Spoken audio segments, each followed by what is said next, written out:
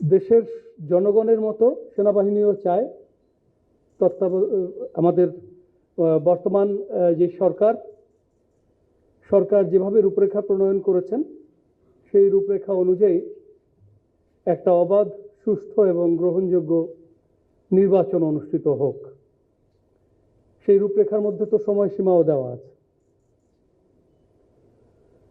আমরা আশা করি যে নির্বাচন হলে দেশের স্থিতিশীলতা আরো ভালো হবে, আইন শৃঙ্খলা পরিস্থিতি ধীরে ধীরে স্বাভাবিক হবে এবং সেনাবাহিনী তখন সেনানিবাসে ফিরে যেতে পারবে। আমরা সেটার দিকে তাকিয়ে আছি এবং সরকার এখন পর্যন্ত যেটুকু রূপরেখা প্রণয়ন করেছে সেটার উপরে ভিত্তি করে আমরা কিন্তু যথাযথ প্রস্তুতি গ্রহণ করছি। আমাদের যে প্রশিক্ষণ কার্যক্রম সীমিত আকারে এখন চলছে, তার মধ্যে নির্বাচনের সময় আমাদের কি করণীয়